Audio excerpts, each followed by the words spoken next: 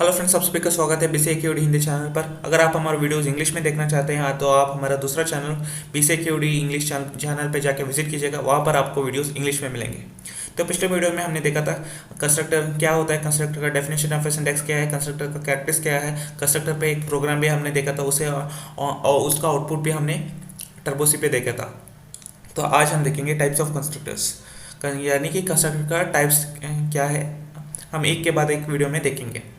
तो अगर आप हमारा पिछला वीडियो नहीं देखा है, कंस्ट्रक्टर क्या होता है, कंस्ट्रक्टर का सिंटैक्स, ये सब कुछ मैं पिछले वीडियो में एक्सप्लेन कर चुका हूँ। अगर आप इस वीडियो को अभी तक आपने नहीं देखा तो उस वीडियो को देखने के बाद ही इस वीडियो पे आएगा, तभी आपको पता चल जाएगा कि कंस्ट्रक्टर के टाइप्स क्या क्या होते हैं और उसको कैसे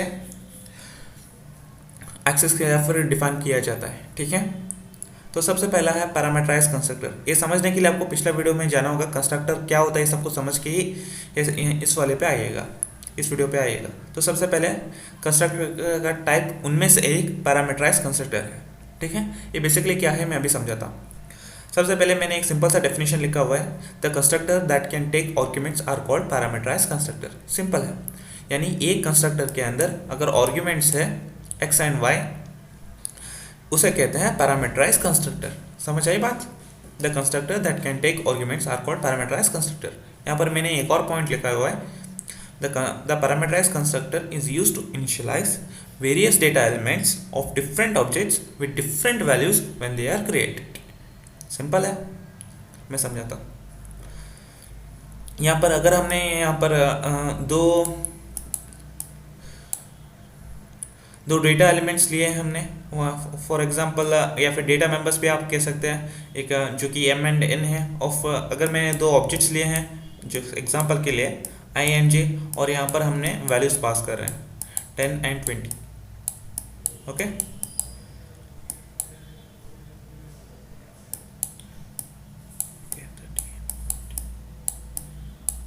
समझ आई बात? यानी कि different data elements, different objects and different values which are passing in the object through objects. ठीक है, the values are use to initialize the objects. ठीक है, सिंपल है फ्रेंड्स। यानी दो डिफरेंट इंटीजर वेरिएबल्स, यानी कि दो different data members and different values and different objects को हम मिला दें तो वो पैरामीटराइज कंस्ट्रक्टर कहलाता है। ठीक है, जब हम क्रिएट करते हैं सब कुछ इनिशियलाइज करते हैं वैल्यूज को, तब वो कहलाता है पैरामीटराइज कंस्ट्रक्टर। आप सिंपल सा डेफिनेशन याद कर सकते हैं, the constructor that can take arguments are called parameterize constructor. अभी हम देखेंगे एक सिंपल सा प्रोग्राम इसके बारे में, तब आपको आइडिया लग जाएगा। तो क्लास एक प्रीफिक्स कीवर्ड है, यहाँ पर एग्जाम्पल देखेंगे आप। क्लास एक प्रीफिक्स कीवर्ड है। इंटीजर क्या है? इंटीजर क्लास का नेम है। ठीक है, उसके अंदर हमने दो इंटीजर वेरिएबल्स को डिक्लेयर कर चुके हैं हम, जिसका नाम है m एंड n, जो कि प्राइवेट सेक्शन के अंदर आता है, प्राइवेट एक्सेस स्पेसिफायर के अंदर आता है। हमने यहाँ पर प्राइवेट नहीं लगाया है, तो by default m and n private के एक्सेस स्पेसिफायर के अंदर चले जाएंगे, यानी कि प्राइवेट एक्सेस स्पेसिफायर के अंदर ही डिक्लेयर कर चुके हैं, ऐसा है कंपाइलर समझेगा बाय डिफॉल्ट। ओके, पब्लिक क्या है? पब्लिक एक एक्सेस स्पेसिफायर है। उसके बाद हमने यहाँ पर कॉलम लगाया हुआ है, हमने यहाँ पर एक कंस्ट्रक्टर लगाया हुआ हमने जिसका नाम है इंटीजर। यहाँ पर दो आर्ग्यूमेंट्स लिखे हैं हमने x एंड y। ठीक है, ओके, x एंड y। ठीक है, ये हमें कैसे पता चलेगा कि ये एक इंटीजर कंस्ट्रक्टर है? ये देखिए, ये फंक्शन है, बेसिकली फंक्शन ही है, और फंक्शन का नाम और क्लास का नाम दोनों सेम है, तो क्या ये फंक्शन क्या कहलाता है? कंस्ट्रक्टर कहलाता है। अब ये नॉर्मल फंक्शन नहीं रहा, एक स्पेशल मेंबर फंक्शन कहलाता है, क्योंकि ये क्लास का नाम और फंक्शन का नाम दोनों सेम है, इसलिए कंस्ट्रक्टर कहलाता है। ठीक है, और इस कंस्ट्रक्टर के अंदर दो हमने आर्ग्यूमेंट्स पास किए हैं, एक का नाम है x, दूसरे का नाम है y। ओके, अब चाहो तो डिक्लेयर करते वक्त आप x एंड y ना भी लिखे तो भी चलता है। ठीक है, जब आप डिफाइन करते वक्त आपको वेरिएबल्स को, आर्ग्यूमेंट्स को लिखना ज़रूरी है। सिर्फ यहाँ पर इंट कॉमा इंट लिखें तो भी ही चलता है। ठीक है, अभी हमने दूसरा फंक्शन भी डिक्लेयर कर चुके हैं जिसका नाम है डिस्प्ले, जिसका रिटर्न टाइप है void। हमें हमने हमने यहाँ पर क्लोज्ड ब्रेसेस और सेमीकोलन से क्लास को बंद कर दिया है। अभी हम इस इंटीजर जो कि कंस्ट्रक्टर है इसको डिफाइन करेंगे। ठीक है, हमें पता है कंस्ट्रक्टर का कोई रिटर्न टाइप नहीं होता, ना कि वॉइड भी होता है। ठीक है, integer scope resolution operator integer. ठीक है, इंटीजर ये पहला वाला क्या है जो कि क्लास नेम है। इंटीजर ये क्या है, ये फंक्शन का नाम है। और ये स्कोप रेजोल्यूशन ऑपरेटर है, इसके अंदर हमने वही पास किया हुआ है जो कि int X comma int Y, एक जो आर्ग्यूमेंट्स है इंटीजर एक्स एंड वाई, उन दोनों को सेपरेट किया है हमने बाय कॉमा ऑपरेटर से। ठीक है, और हमने m equal to X N equal to Y, ये जो उनकी एक्स एंड वाई को दोनों को इनिशियलाइज कर चुके हैं हम m एंड n से। ठीक है, यानी कि जब भी हम x एंड y के अंदर वैल्यूज पास करेंगे तो वैल्यूज m एंड n जाके स्टोर होगा। ठीक है, अभी हम दूसरे फंक्शन को भी हम डिफाइन कर देते हैं, डिफाइन कर चुके हैं। यहाँ पर शायद कुछ मैंने गलत लिखा हुआ है, देखते हैं क्या लिखा है। हम एक नॉर्मल फंक्शन इन डिस्प्ले, ठीक है, ये आपको हमें पता ही है। तो फंक्शन को क्लास के बाहर डिफाइन कैसे करते हैं, तो through scope resolution operator. Scope resolution operator का सिंटैक्स क्या है, return type class name scope resolution operator function name. क्या मैंने यहाँ पर रिटर्न टाइप लिखा? नहीं, तो क्या यहाँ पर रिटर्न टाइप लगाना चाहिए? बिल्कुल सही। ओके, वॉइड जो कि क्लास फंक्शन का रिटर्न टाइप है, क्लास नेम जो कि इंटीजर है, scope resolution operator and function name. यहाँ पर वाइड लगाना मैंने भूल गया था, तो आप लिख लीजिएगा। ओके, हमने यहाँ पर क्या किया है, एक सिंपल सा m इक्वल टू एक स्टेटमेंट लगा हुआ है, उसके बाद m प्रिंट कर रहे हैं, उसके बाद n इक्वल टू एक और स्टेटमेंट लगा रहे हैं, उसके बाद n प्रिंट कर रहे हैं। सिंपल है, यानी कि दो वैल्यूज हम इसके अंदर पास करेंगे और यही वैल्यूज प्रिंट हो जाएगा। समझ आई बात? हम वॉइड में हमें पता है वॉइड में से हमारा एग्जीक्यूशन स्टार्ट होता है। तो इंटीजर क्या है, इंटीजर जो कि क्लास का नेम है। इंट वन क्या है, इंट वन जो कि एक ऑब्जेक्ट है, ऑब्जेक्ट डिक्लेरेशन कंप्लीट हो गया। हम यहाँ पर 0,100 वैल्यूज़ को पास कर रहे हैं। कहाँ पर पास कर रहे हैं? x के अंदर और 100 के अंदर। सो x में 0 चला जाएगा और y के अंदर 100 चला जाएगा। अभी m इक्वल टू एक्स और n इक्वल टू वाई हमने लिखा हुआ है, तो y की जो भी वैल्यू है वो n के अंदर चला जाएगा। इसी तरह x की जो वैल्यू है वो m के अंदर चला जाएगा। तो अभी m की वैल्यू है 0 और n की वैल्यू है 100, यहीं पर हम इसको प्रिंट कर रहे हैं। समझ आई बात? तो अब सवाल आता है, कुछ इंटीजर इंट वन हमने लिखा हुआ है, उसी के अंदर हमने 0,100 लिखा हुआ है। तो अभी हमने ऐसा क्यों नहीं किया, इंट वन लिखने के बाद सेमीकोलन लगाया, फिर इंट वन डॉट इंटीजर लिखने के बाद 0,100 क्यों नहीं लगाया, जैसे नॉर्मल फंक्शंस को करते हैं?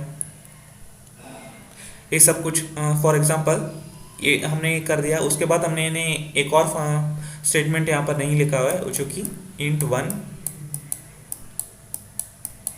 डॉट डिस्प्ले, तो मैंने प्रिंट किया ही नहीं यहाँ पे। Okay okay okay, integer int one of int 100। इसी तरह मैंने इस फंक्शन को क्यों नहीं किया, इंटीजर को इंट वन डॉट इंटीजर को क्यों नहीं किया? क्योंकि इंटीजर, ये देखिए, फंक्शन का नेम और क्लास का नेम दोनों सेम है, इसीलिए इसे कंस्ट्रक्टर कहलाता है। तो इसीलिए जब भी हम ऑब्जेक्ट को क्रिएट करते हैं, इंटीजर जो कि क्लास नेम है और इंट वन जो कि ऑब्जेक्ट है, उसके अंदर ही हम 0 वैल्यूज़ को पास कर लेंगे, तो डायरेक्टली ये इस फंक्शन को एक्सेस कर लेगा, जो कि इंटीजर फंक्शन है, जो कि क्लास का नेम जो है उसी को एक्सेस कर लेगा। और उस एक्सेस करने से पहले ये चेक करेगा कि दोनों पैरामीटर्स, दोनों यहाँ पर दो आर्ग्यूमेंट्स हैं, यहाँ पर भी हमने 2 वैल्यूज़ को पास करना है, क्या बिल्कुल सेम है? जी हाँ, बिल्कुल सही है। तो यहीं पर ये जो वैल्यूज़ इंसर्ट हो जाएगा। समझ में आई बात? और बात रही डिस्प फंक्शन की, तो यहाँ पर हमें लिखना होगा इंट वन जो कि एक ऑब्जेक्ट है और डॉट ऑपरेटर है, through object and dot operator we are accessing the disp function, तो इस फंक्शन को प्रिंट करेंगे। समझ आई बात? अभी हम इसको टर्बो से पहले लिख के इसका आउटपुट भी देखेंगे। हाँ तो फ्रेंड्स, मैंने यहाँ पर प्रोग्राम लिख चुका, तो इसको एक और बार एक्सप्लेन कर लेते हैं हम। क्लास इंटीजर जो कि क्लास का नेम है, यहाँ पर हमने by default M and N जो कि हमने दो इंटीजर वेरिएबल्स को डिक्लेयर कर चुके हैं। बाय डिफ़ॉल्ट ये प्राइवेट सेक्शन के अंदर चला जाता है, तो पब्लिक एक्सेस स्पेसिफायर है। उसके बाद हम सेमीकोलन लगा देते हैं। तो इंटीजर जो कि फंक्शन का नाम है और क्लास का नाम दोनों सेम है, तो इसे कंस्ट्रक्टर कहलाता है, इसीलिए स्पेशल मेंबर फंक्शन भी कहलाता है। तो इसके अंदर हमने दो आर्गुमेंट्स को पास किया है, एक का नाम है x, दूसरे का नाम है y, और दोनों को कॉमा ऑपरेटर से अलग करते हैं। मैं यहाँ पर मैं चाहूँ तो यहाँ पर मैं x एंड y को नहीं भी लिखूँ तो भी चलता है, लेकिन डिफाइन करते वक्त इस फंक्शन को डिफाइन करते वक्त x एंड y लिखना ज़रूरी है, ठीक है। उसके बाद हमने void डिस्प्ले, ठीक है। void डिस्प्ले क्या है? एक नॉर्मल फंक्शन है जिसका रिटर्न टाइप है void। हम इसको इस इंटीजर फंक्शन यानी कि इसका कंस्ट्रक्टर को डिफाइन करते हैं। हमें पता है कंस्ट्रक्टर का कोई भी रिटर्न टाइप नहीं है, तो कैसे करते हैं इसको? प्रोजेक्शन ऑपरेटर से। एक क्लास का नाम है पहले वाला इंटीजर, और दूसरी बार ये इसको प्रोजेक्शन ऑपरेटर है। या अभी ये इंटीजर जो कि कंस्ट्रक्टर है इंट x इंट y, जो कि दोनों आर्ग्यूमेंट्स हमने लिख चुके हैं और कॉमा ऑपरेटर से दोनों को अलग कर चुके हैं। और x को हम m से इनिशियलाइज कर देते हैं और y को n से इनिशियलाइज कर देते हैं, यानी कि जब भी हम वैल्यूज x एंड y में पास करेंगे तो m एंड n में जाके स्टोर होगा, ठीक है। उसी तरह हमने डिस्प्ले फंक्शन को भी डिफाइन कर चुके हैं हम स्कोपरेशन ऑपरेटर के थ्रू। फंक्शन का रिटर्न टाइप क्या है? डिस्प्ले फंक्शन का रिटर्न टाइप है void। क्लास का नेम क्या है? इंटीजर। स्कोपरेशन ऑपरेटर फंक्शन का नाम क्या है? डिस्प्ले। इसके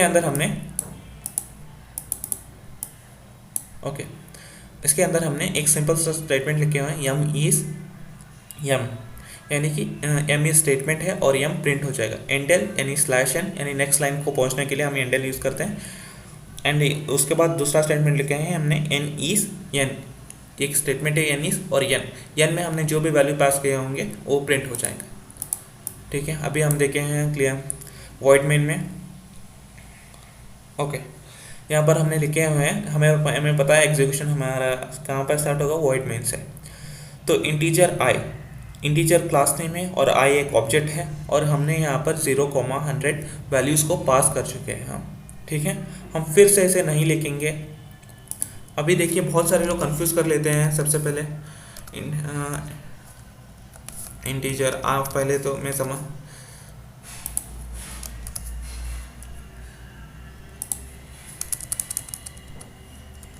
ओके। अभी देखिए कुछ लोग क्या समझते हैं, सबसे पहले तो हमें इसे डिक्लेयर करना पड़ता है। क्या डिक्लेयर करना पड़ता है? इंटीजर एक सेकेंड, ओके। कुछ लोग समझ लेते हैं सबसे पहले हमें ऑब्जेक्ट को डिक्लेयर करना पड़ता है, इंटीजर i को। उसके बाद इंटीजर एक फंक्शन है जो कि एक कंस्ट्रक्टर भी है, तो उसको लिए ऑब्जेक्ट और डॉट ऑपरेटर के थ्रू इंटीजर फंक्शन के अंदर हमें वैल्यूज पास करने होते हैं। लेकिन ऐसा नहीं है। क्यों नहीं है? क्योंकि इंटीजर और क्लास का नेम दोनों सेम है, तो हमें डायरेक्टली ही जब हम ऑब्जेक्ट क्रिएट करेंगे तभी हमें वैल्यूज पास करने होंगे। हमें डिस्प्ले फंक्शन जो कि एक नॉर्मल फंक्शन है उसके जैसे हमें नहीं करना है, जो कि ऑब्जेक्ट और डॉट ऑपरेटर के थ्रू डिस्प्ले फंक्शन को एक्सेस करेंगे। बेशक सही है, लेकिन एक नॉर्मल फंक्शन है डिस्प्ले, एक इंटीजर जो कि स्पेशल मेंबर फंक्शन है, ठीक है। अभी हम इसको कंपाइल करके देखते हैं तो एरर आ जाएगा, देखिए। तो इसीलिए हमें वैल्यूज जब हम ऑब्जेक्ट डिक्लेयर करेंगे तभी हमें पास करना पड़ेगा। आई बात समझ में? सॉरी,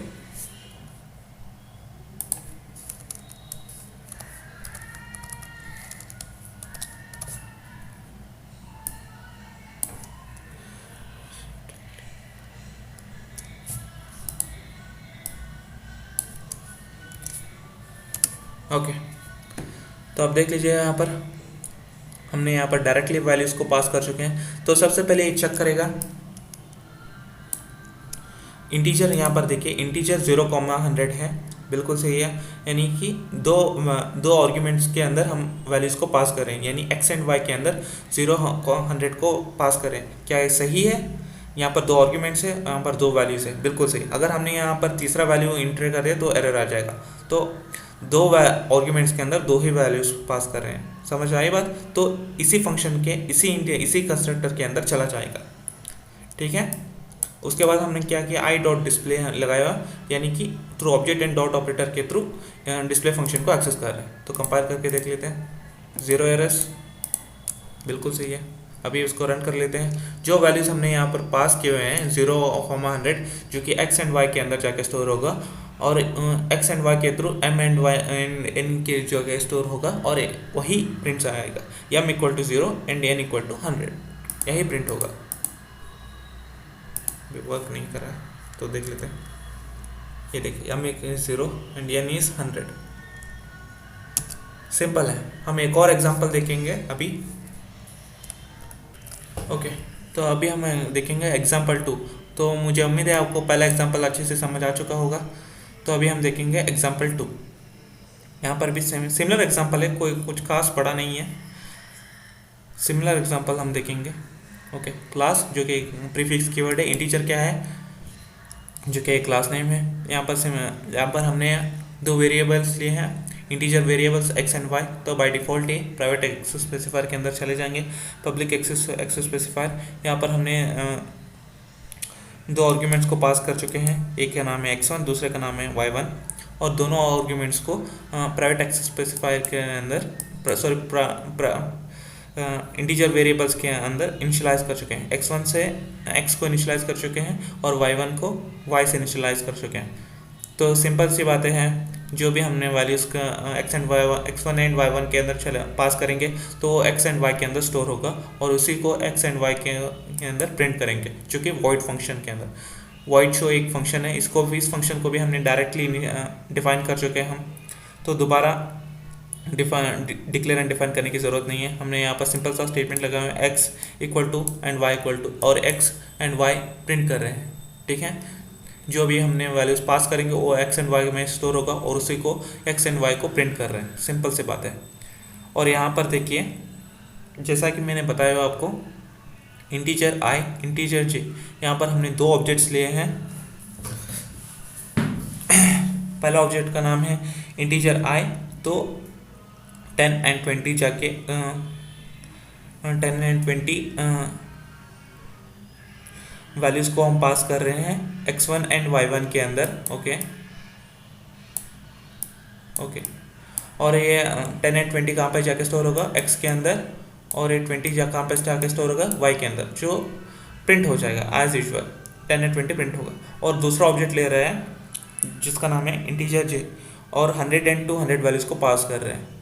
तो ये वैल्यूज तो प्रिंट होंगे ही, 10 एंड 20 तो प्रिंट होंगे ही, दूसरे वैल्यूज को पास कर रहे हैं हम। और कहाँ पर पास कर रहे हैं, x1 एंड y1 के अंदर, ठीक है, सॉरी। ओके, और ये कहाँ पर जाके स्टोर होगा, x एंड y के अंदर जाके स्टोर होगा, और प्रिंट क्या करेगा, 100 एंड 200। मैंने ऑलरेडी यहाँ पर बता चुका हूँ, different values, different arguments, sorry, is used to ensure different data elements, different objects with different values। मैंने आपको सब कुछ यहाँ पर समझा दिया है। यानी कि हम ऐसा भी कर सकते हैं, यानी कि दो ऑब्जेक्ट्स लेके दो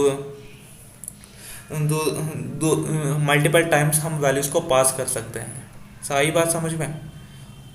और उसके बाद हमने इस फंक्शन को प्रिंट भी कराना है, तो इसीलिए i dot show data, J dot show data through object, i एक ऑब्जेक्ट है और एक डॉट ऑपरेटर है, through object and dot operator we are accessing the show data function.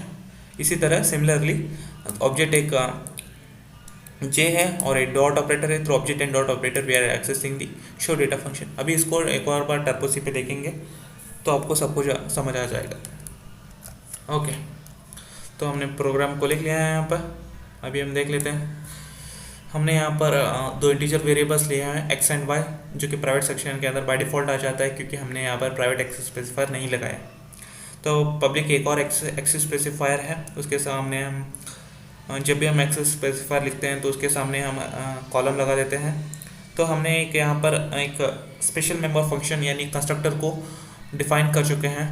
यहाँ पर दो आर्ग्यूमेंट्स को पास कर चुके हैं हम x1 एंड y1, जो कि इंटीजर फॉर्म में है, और दोनों को हमने सेपरेट किया है थ्रू कॉमा ऑपरेटर से, और दोनों आर्ग्यूमेंट्स को हमने x एंड y के से इनिशियलाइज कर चुके हैं। x1 इक्वल टू x जो कि हमने and y equal to y1, जो भी हम वैल्यूज़ को पास करेंगे x1 एंड y1 तो x और y के अंदर जाके स्टोर होगा। और एक और फंक्शन को डिफाइन कर चुके हैं हम जिसका नाम है शो डेटा, जिसका रिटर्न टाइप है void। ओके, यहाँ पर हम क्या करें, x इज एक सिंपल स्टेटमेंट लिखेंगे, y सिंपल स्टेटमेंट लिखेंगे, ये जो भी है एज इट इज प्रिंट होगा, और जो भी वैल्यूज़ हमने x एंड y के अंदर जो कि प्रिंट स्टोर होगा वो प्रिंट हो जाएगा। एंडल क्या है, नेक्स्ट लाइन, यानी कि स्लैश नेक्स्ट लाइन पे जाके प्रिंट होगा। ओके, हमें पता है वॉइड मेन हमारा एग्जीक्यूशन वॉइड मेन से जाके स्टोर होता है। तो इंटीजर हमने इंटीजर i जो कि ऑब्जेक्ट है, इंटीजर j एक और ऑब्जेक्ट है, ठीक है। हमने यहाँ पर वैल्यूज़ को पास किए हैं 10 एंड 20। 10 एंड 20 कहाँ पे जाके स्टोर होगा, x1 एंड y1 में, ठीक है। और x1 से x और y1 से y में जाके स्टोर होगा, हाँ। और x एंड y को प्रिंट कर देंगे। इसी तरह इंटीजर j एक ऑब्जेक्ट है, और j से लेके और j 100 एंड 200 x1 और y1 में जाके स्टोर होगा, और x1 एंड y1 से x एंड y पे जाके स्टोर होगा, और उन्हीं को हम प्रिंट करेंगे, ठीक है। हम इसी तरह बहुत सारे ऑब्जेक्ट्स को भी ले सकते हैं और बहुत सारे वैल्यूज़ को भी पास कर सकते हैं। इसीलिए लिखा मैंने different data members, different values and different object से हम जुड़कर हम पैरामीटराइज कंस्ट्रक्टर को बनाते हैं, ठीक है। यहाँ पर हमने वैल्यूज़ को प्रिंट करना भी है, तो आई डॉट शो डेटा एक ऑब्जेक्ट और डॉट ऑपरेटर से फंक्शन को एक्सेस करें, शो डेटा फंक्शन को। इसी तरह जे डॉट शो डेटा यानी ऑब्जेक्ट जे और डॉट ऑपरेटर के थ्रू शो डेटा को एक्सेस कर रहे हैं, ठीक है। मुझे उम्मीद है आपको सबको समझ आ चुका होगा। अभी हम इसको कंपाइल करके देख लेते हैं, 0 एरर्स, रन। तो वैल्यूज़ हमारा क्या आना चाहिए, 10 एंड 20, 100 एंड 200। ये देखिए x is 10 and y is 20, x is 100 and y is 200। तो उम्मीद है आपको सब कुछ समझ आ चुका होगा। तो आने वाले वीडियो में हम देखेंगे दूसरा कंस्ट्रक्टर यानी डिफ़ॉल्ट कंस्ट्रक्टर यानी नॉन पैरामीटराइज्ड कंस्ट्रक्टर क्या होता है, इसका डेफिनेशन एंड इसके बारे में हम एक प्रोग्राम भी देखेंगे और उसका आउटपुट भी हम देखेंगे, ठीक है। इस वीडियो में इतना ही फ्रेंड्स। अगर आप हमारे वीडियोस को अगर आप ये वीडियो आपको पसंद आया हो, आपको कुछ भी समझ आ चुका होगा, तो कुछ भी नॉलेज गेन हुआ, तो इस चैनल को ज़रूर सब्सक्राइब कीजिएगा। तो अगर आप हमारे वीडियोस को इंग्लिश में देखना चाहते हैं तो आप हमारा दूसरा चैनल BCA इंग्लिश चैनल पे जाके विजिट करिएगा। वहाँ पर आपको वीडियोस इंग्लिश में मिलेंगे, यही टॉपिक ही इंग्लिश में मिलेंगे आपको। तो इस वीडियो में इतना ही, मिलते हैं अगले वीडियो में। Till then take care, bye bye.